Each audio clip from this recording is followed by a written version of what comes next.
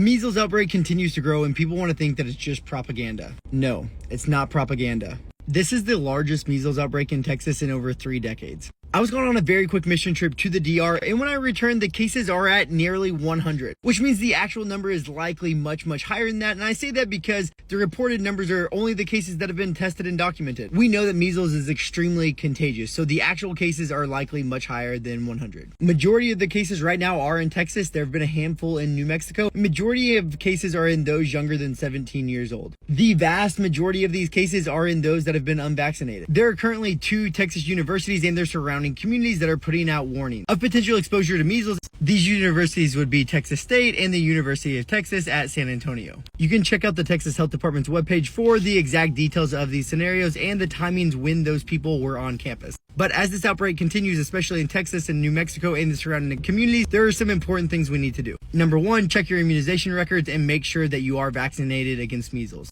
2, if you believe that you have had an exposure, make sure to contact your health provider immediately. Number 3, if you have a known exposure and develop symptoms, or if you do not have a known exposure but have been in these communities and start to develop symptoms, you need to contact your health provider immediately. Stay away from others, stay home from school, stay home from work. Contact your health department and they can talk to you about the next steps in terms of testing and diagnosis. What are the symptoms? I like to think of the 4 C's of measles: cough, coryza or a runny nose, conjunctivitis, and Koplik spots, although Koplik spots starts with a K. The others would be really high fevers and a pretty stereotypical rash, which you can see right here. As this outbreak continues, please know that it is not propaganda. It is real, it is serious, and continues to show why vaccination is so important. If you're not already doing so, make sure to give me a follow for updates as this measles outbreak progresses, and make sure to follow other evidence-based health professionals. I love you guys, and I'll be back to the regular content as I'm back from my trip.